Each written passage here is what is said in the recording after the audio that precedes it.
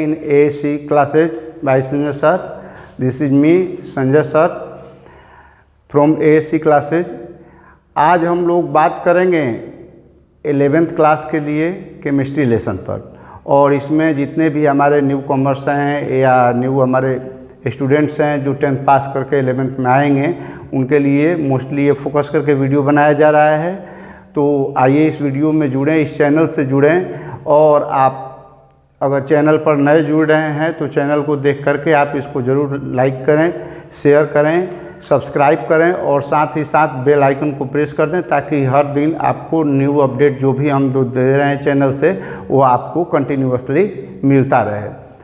और इसके बाद हम लोग आते हैं अपने टॉपिक पर। उस टॉपिक में सबसे पहले 11th क्लास में जो हम लोग पढ़ने जाएंगे तो उसमें केमिस्ट्री के 3 मेन पार्ट हो जाएंगे।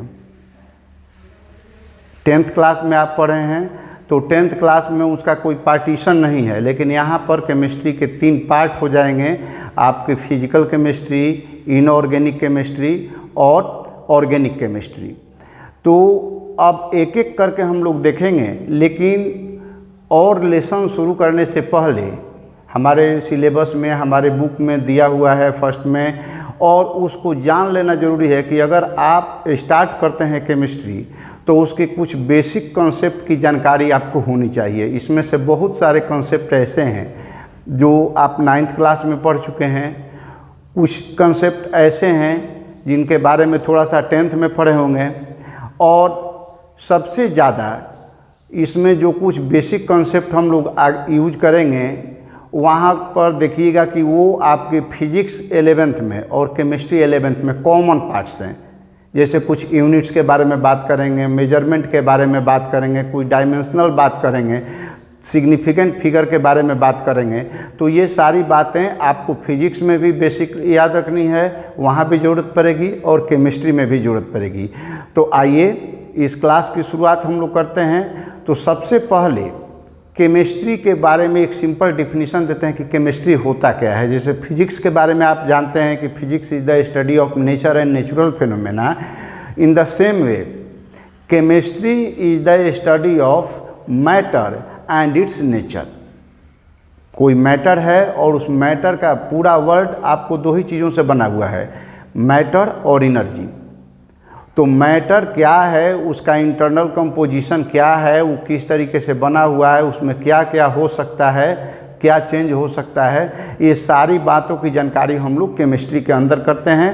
तो हम लोग ये भी कह सकते हैं कि chemistry is the study of fundamental particles of matter like atoms, molecule, it's. तो आयन के बारे में भी बात करना है। तो सबसे पहले हम लोगों की शुरुआत जो केमिस्ट्री की होती है तो उसमें बेसिक चीज़ जानना है मैटर। तो मैटर के लिए आप जानते हैं कि मैटर जो है वो कोई भी ऐसा सब्सटेंस, कोई भी ऐसा चीज़ जो स्पेस ऑक्युपाई करे और जिसमें कुछ मास हो, तो all that contain mass and volume are called matters, or everything, anything that contains mass or volume is called matter। कोई भी चीज़ जिसमें कुछ मास हो, जो कुछ वॉल्यूम स्पेस ऑक्युपाई करे, उसको हम लोग मैटर बोलते हैं। अब यही मैटर से शुरुआत होती है। तो मैटर में हम जब क्लासिफिकेशन करते हैं, मैटर के टाइप को समझने चलते हैं, क्योंकि केमिस्ट्री में मैटर से ही रिलेटेड बात करनी है।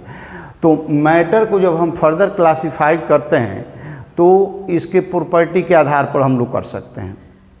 तो मैटर को क्लासिफिकेशन जब हम उनके फिजिकल प्रॉपर्टी के आधार पर करते हैं, उनके स्टेट के आधार पर करते हैं, फिजिकल स्टेट के आधार पर, तो आप उसको क्लासिफाई करते हैं। पहले से जान चुके हैं कि उनमें सॉलिड होता है, लिक्विड होता है और गैस होता है। ये 3 मेन हैं। इसके अलावा BEC भी है, प्लाज्मा स्टेट भी है, लेकिन 3 मेन कैटेगरीज हैं, सॉलिड्स, लिक्विड और गैस। इनके प्रॉपर्टी के बारे में ऑलरेडी आप 9th क्लास में पढ़ चुके हैं, इसलिए हम इसको ज़्यादा यहाँ पर फोकस नहीं करेंगे। कॉमन जो प्रॉपर्टीज़ हैं, जैसे सॉलिड है तो सॉलिड का वॉल्यूम, शेप और साइज दोनों फिक्स होते हैं। उसी तरीके से अगर आप लिक्विड की बात करते हैं तो उसका वॉल्यूम तो फिक्स होता है लेकिन उसका शेप फिक्स नहीं होता है। जैसे आप 1 लीटर वाटर ले लेते हैं, उसको जग में रखेंगे तो जग का शेप ले लेगा, अगर बाउल में रखेंगे तो बाउल का शेप लेगा, बकेट में रखेंगे तो बकेट का शेप लेगा, तो वो अपना शेप चेंज करता है लेकिन होगा वो 1 लीटर ऑफ वाटर ही। उसी तरीके से तीसरा स्टेज होता है आपका गैस। तो गैस में जब आप बात करते हैं तो गैस में कंटेनर का वो शेप ले लेता है, तो उसका वॉल्यूम भी फिक्स नहीं होता है और उसका शेप भी फिक्स नहीं होता है। शेप भी जिस कंटेनर में रखा जाएगा उसका लेगा और वॉल्यूम भी उसका कंटेनर के हिसाब से उतना ही गैस है। लेकिन जब उसको छोटे कंटेनर में रखेंगे तो कंप्रेस हो जाएगी, ज़्यादा बड़े कंटेनर में रखेंगे तो एक्सपेंड कर जाएगी। तो इस तरीके से कुछ और भी कैरेक्टरिस्टिक्स हैं, जैसे इंटरमोलिकुलर फोर्सेज या इंटर एटॉमिक फोर्सेज जो होते हैं तो सॉलिड में सबसे ज़्यादा होते हैं, स्ट्रॉन्गेस्ट होते हैं, लिक्विड में उनसे मॉडरेट होते हैं, गैसेज में सबसे वीकेस्ट होते हैं, इसलिए गैस का शेप नहीं होता। तो बहुत सारे कैरेक्टरिस्टिक्स हैं, उनके बारे में आप डिटेल चर्चा कर चुके हैं। तो हम लोग उसके केमिकल प्रॉपर्टी पर आते हैं, हम छोड़ते हुए अदर ब्रांचेज को छोड़ते हुए अपने मेन ब्रांच पर आते हैं। तो केमिकल प्रॉपर्टीज के हिसाब से या केमिकल कंपोजिशन के हिसाब से हम लोग मैटर को ब्रॉडली 2 पार्ट में डिवाइड करते हैं। तो ये मैटर आपका 2 पार्ट में डिवाइड हो जाता है। एक पार्ट होता है प्योर सब्सटेंस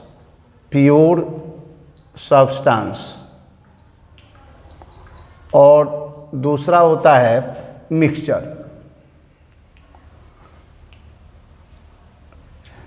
अब प्योर सब्सटेंस प्योर सब्सटेंस क्या हुआ, तो जिसमें फंडामेंटल पार्टिकल्स हैं, स्मॉलेस्ट पार्टिकल्स हैं, वो सिमिलर होंगे। एक टाइप के पार्टिकल से जो बना हुआ है मैटर, उसको हम प्योर सब्सटेंस बोलेंगे।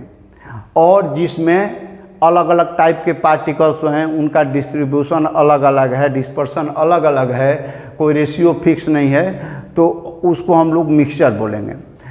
प्योर सब्सटेंस जो होता है उसमें सब्सटेंस की प्रॉपर्टी अलग होती है और एक टाइप की होती है। मिक्सचर जो होते हैं तो उसमें जो 1 से ज़्यादा थिंग्स मिलाए गए होंगे, 1 से ज़्यादा सब्सटेंस मिलाए गए होंगे, तब वो बना होगा। और उसमें सबसे बड़ी विशेषता होती है कि मिक्सचर में जो कंपोनेंट्स मिलाए जाते हैं उस कंपोनेंट्स की फंडामेंटल प्रॉपर्टी एज यूजुअल रहती है। तो अब फर्दर क्लासिफिकेशन जब करते हैं तो प्योर सब्सटेंस है, ये प्योर सब्सटेंस को भी हम लोग 2 पार्टों में डिवाइड करते हैं। एक पार्ट हो जाता है एलिमेंट और दूसरा हो जाता है कंपाउंड। और मिक्सचर को भी ऐसे ही हम 2 पार्ट में डिवाइड करते हैं। तो ये हो जाता है आपका, मिक्सचर को हम 2 पार्ट में डिवाइड कर लेते हैं। तो एक पार्ट हो गया होमोजेनस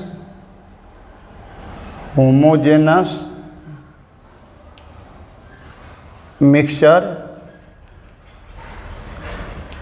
और दूसरा हो गया आपका heterogeneous mixture.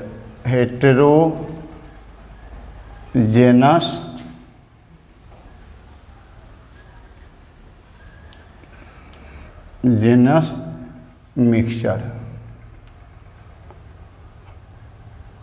Mixture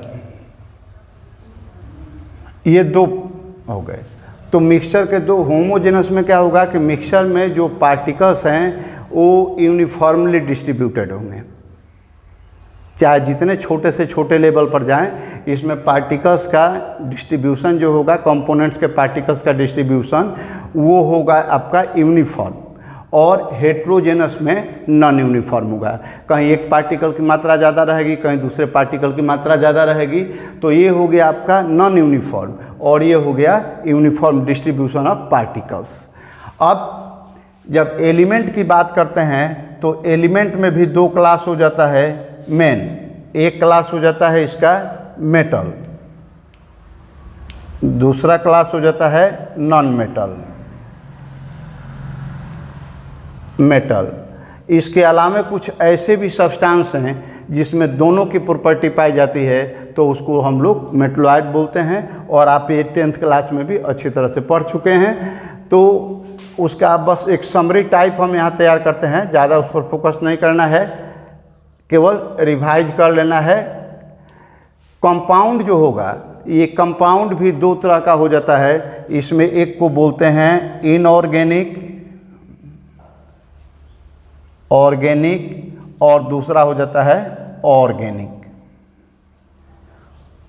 organic compound जो हैं वो बेसिकली डिफरेंट टाइप के ऑर्गेनिज्म से ऑब्टेन किए गए हैं शुरू में, बाद में उनको आर्टिफिशियली भी बनाया गया है, लेकिन मूल रूप से वो किसी न किसी ऑर्गेनिज्म से रिलेटेड हैं, इसलिए उनको ऑर्गेनिक बोलते हैं। और जो ऑर्गेनिज्म से नहीं है, नेचर से डायरेक्ट लिए जाते हैं, आपको सॉइल से या एटमॉस्फेयर से, वाटर से, जहाँ से भी लिए जाए, तो नेचुरल रिसोर्सेज से लिए जाते हैं, तो उनको हम लोग बोलते हैं inorganic compound.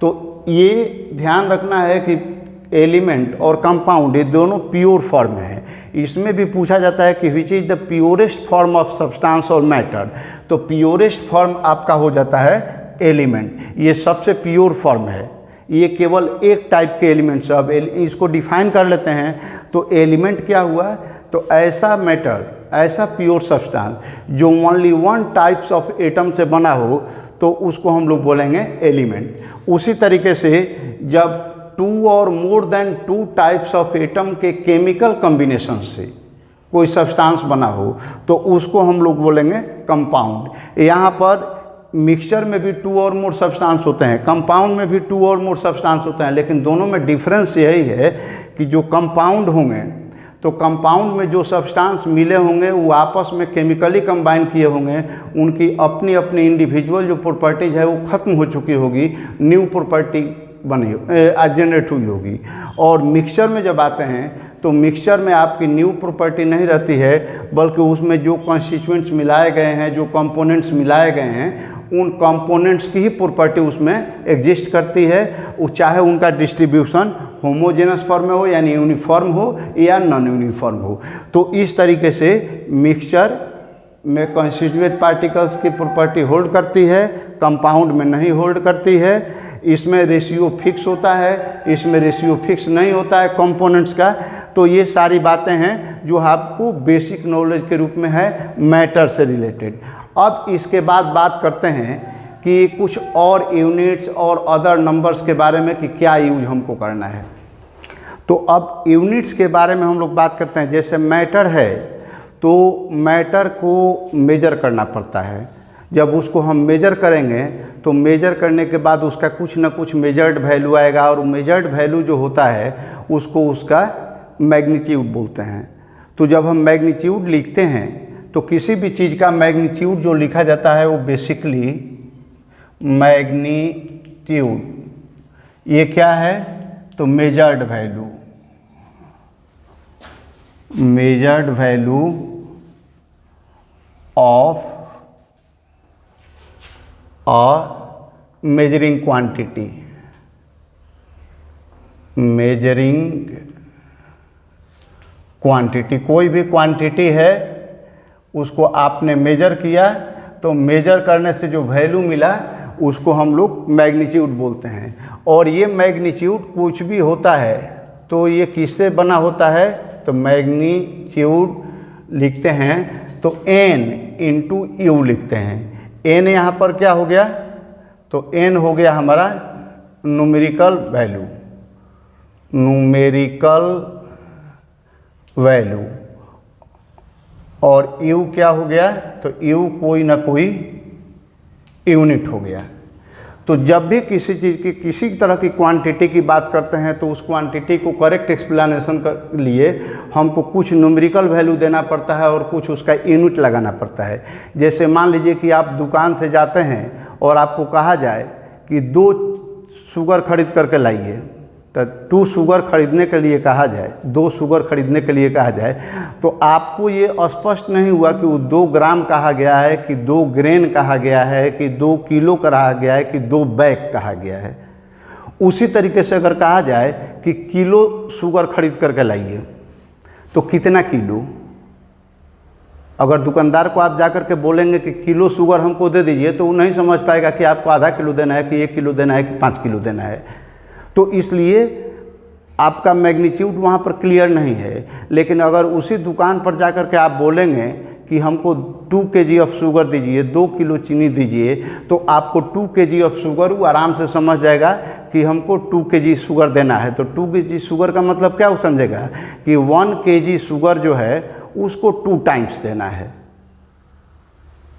2 times of 1 kg of sugar equals to 2 kg of sugar. तो यहाँ पर 2 जो हुआ हमारा न्यूमेरिकल वैल्यू हुआ और यू जो उसमें kg हमने लगाया वो उसका यूनिट हुआ।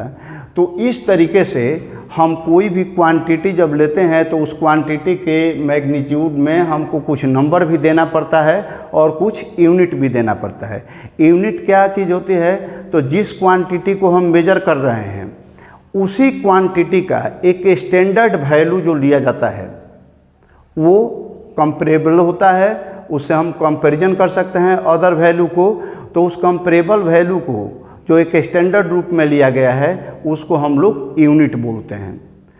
तो अब यूनिट की जब हम बात करते हैं तो हमारे फिजिक्स में भी और केमिस्ट्री में भी वो ज़्यादा यूज होता है। डिफरेंट टाइप के यूनिट्स यूज होते हैं डिफरेंट क्वांटिटीज़ को एक्सप्लेन करने के लिए।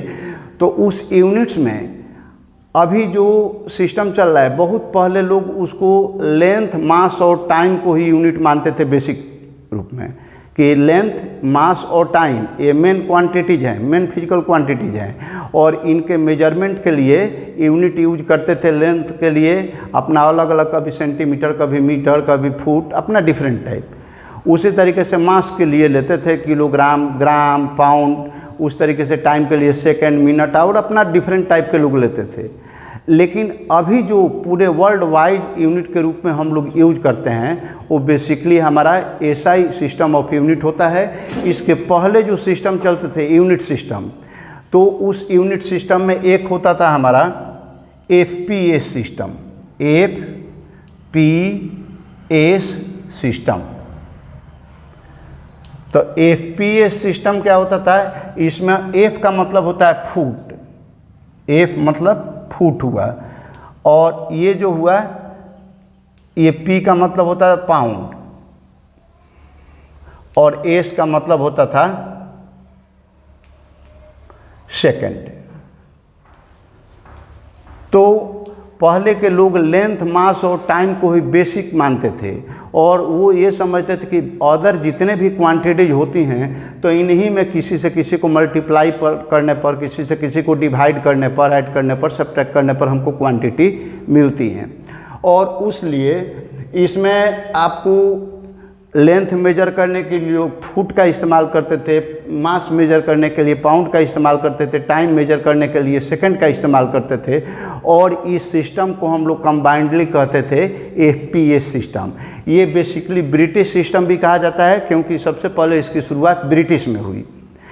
इसमें प्रॉब्लम ये था कि इसका कन्वर्जन यूनिट जो होता था वो अलग अलग टाइप का होता था। अब जैसे 8 पार्ट को हम लेते हैं तो 1 इंच के बराबर होता है, 12 इंच लेते हैं तो 1 फुट के बराबर होता है, 3 फीट लेते हैं तो 1 यार्ड के बराबर होता है, 1760 यार्ड लेते हैं तो वो 1 माइल के बराबर होता है। तो कहने का मतलब कि हर एक यूनिट का अपना अलग अलग न्यूमेरिकल कन्वर्जन वैल्यू होता है। तो इससे सबको याद रखना पड़ता था और उसके कन्वर्जन में हमको बहुत कठिनाई होती थी, मैथमेटिकल कैलकुलेशन में कठिनाई होती थी। उसी तरीके से पाउंड का भी था। तो इसलिए इस यूनिट को थोड़ा सा इम्प्रूव करने की बात आई और फ्रांसीसियों ने, जब हमारे यहाँ डेसिमल सिस्टम का इस्तेमाल हो चुका था शुरू, तो उसके बाद फ्रांस में इसको डेवलप किया गया और उस सिस्टम को कहते हैं सीजीएस सिस्टम। तो सीजीएस सिस्टम में क्या हुआ कि C मतलब सेंटीमीटर, G मीन्स ग्राम, S मीन्स सेकंड।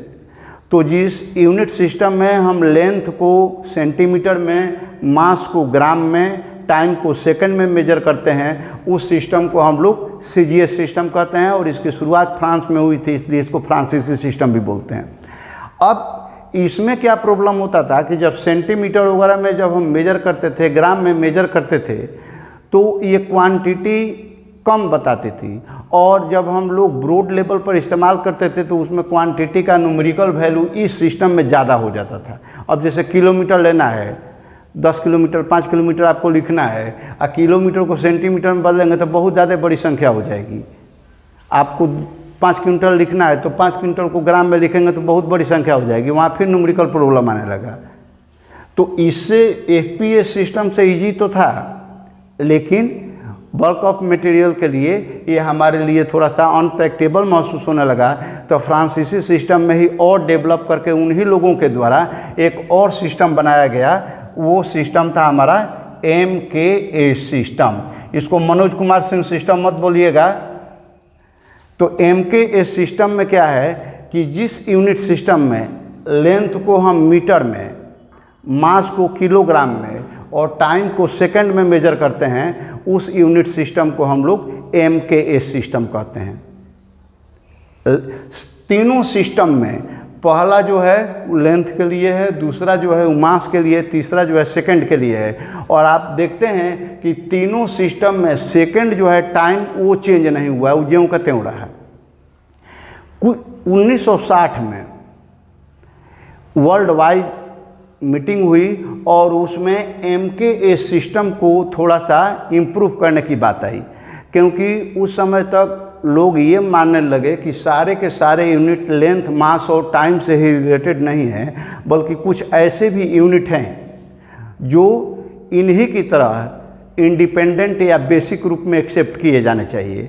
तो लेंथ, मास, टाइम के अलावा 4 और क्वांटिटी को लिया गया। 4 क्वांटिटी में हो गया आपका इलेक्ट्रिक करंट, उसको I से रिप्रेजेंट करते हैं। उसी तरीके से लुमिनस इंटेंसिटी, लाइट का ब्राइटनेस होता है, वो कितना होता है उसको मेजर करने की ज़रूरत पड़ने लगी, तो उसको लुमिनस इंटेंसिटी को लिया गया। और उसके बाद आपको अमाउंट ऑफ सब्सटेंस, जिसका केमिस्ट्री में सबसे ज़्यादा यूज करते हैं, उसको लिया गया। और एक और था एब्सोल्यूट टेम्परेचर।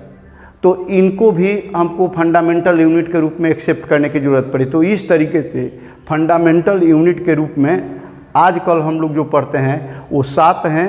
लेंथ, मास, टाइम तो है ही, इसके अलावा electric current, absolute temperature, amount of substance और लुमिनस इंटेंसिटी।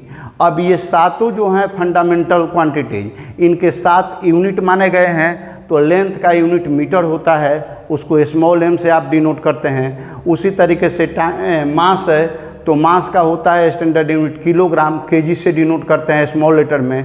उसके बाद टाइम है तो टाइम को आप सेकंड में स्मॉल s से डिनोट करते हैं। उसी तरीके से इलेक्ट्रिक करंट है तो उसको करंट को हम लोग I से डिनोट करते हैं और उसका यूनिट लेते हैं एम्पियर। एम्पियर को हम लोग कैपिटल A से डिनोट करते हैं। उसी तरीके से लुमिनस इंटेंसिटी है, इसको IV लिखते हैं। IV मीन्स ऐसे IV लिखते हैं लुमिनस इंटेंसिटी को।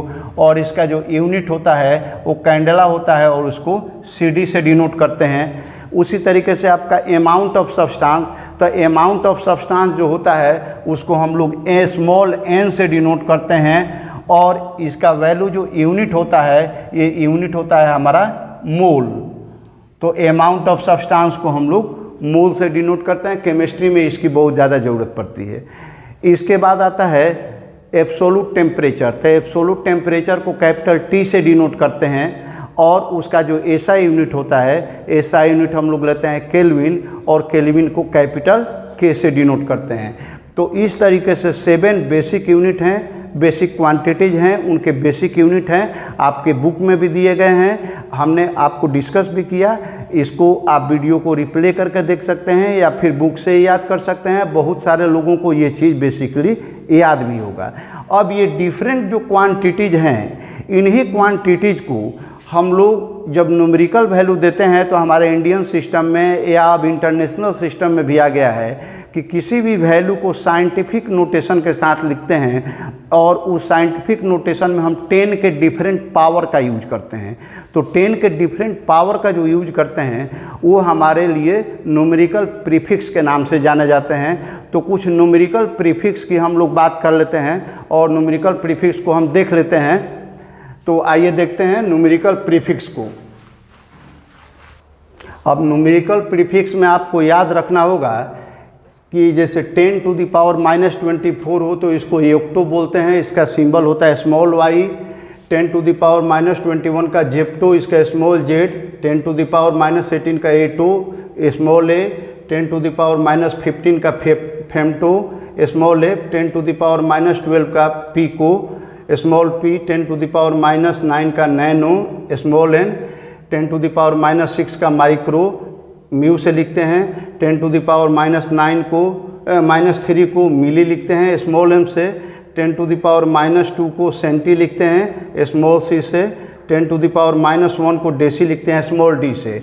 तो इसमें ध्यान दीजिएगा जितना माइनस पावर वाला है 3 के पहले सब 3 का मल्टीपल है, उसमें सब में ओ लास्ट में लगा हुआ है प्रोनाउंसिएशन में, 3 के बाद, ये 3 के पहले जैसे -6 -9 वगैरह में, और इसमें सब में जो लेटर यूज किए गए हैं स्मॉल लेटर हैं। इसके बाद है 10 को लिखते हैं डे का, इसमें DA लिखते हैं, 10⁻2 के लिए हेक्टो लिखते हैं स्मॉल h, 10⁻3 के लिए किलो स्मॉल k, 10⁻6 के लिए मेगा। अब यहाँ से कैपिटल लेटर शुरू हो जाता है, कैपिटल M, 10⁻9 के लिए गीगा, कैपिटल G, 10⁻12 के लिए टेरा, तो कैपिटल T, 10⁻15 के लिए पेटा, तो कैपिटल P हो जाता है, 10⁻18 के लिए एक्सा, कैपिटल E हो जाता है, 10⁻21 के लिए जीटा होता है कैपिटल Z, और 10⁻24 के लिए योटा होता है कैपिटल Y।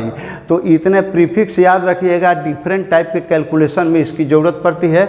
और इसके अलावा आपको कहीं कहीं टेम्परेचर के यूनिट को चेंज करने की ज़रूरत पड़ती है, तो उसमें देख लीजिए कि अगर सेल्सियस में जनरल टेम्परेचर दिया गया हो, उसको फ़ॉरेनहाइट में बदलना हो, तो आप यहाँ फार्मूला देख रहे हैं कि degree Fahrenheit equals to 9/5 into degree C plus 32, यानी अगर किसी सेंटीग्रेड को बदलना है फ़ॉरेनहाइट में, तो सेंटीग्रेड का वैल्यू में 9/5 से मल्टीप्लाई करके 32 जोड़ेंगे तो आ जाएगा।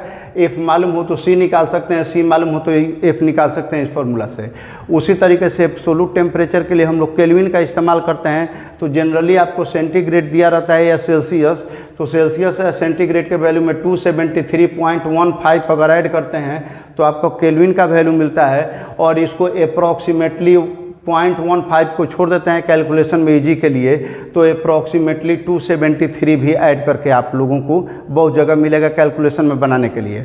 अब इसके बाद अगले वीडियो में हम लोग कुछ और फंडामेंटल टॉपिक, जिसमें डाल्टन थ्योरी होगी, एवोगाड्रो थ्योरी होगी, और कुछ केमिकल कंपोजिशंस के लॉ होंगे, उनको देखेंगे। इसके बाद आगे के वीडियो को जारी रखेंगे।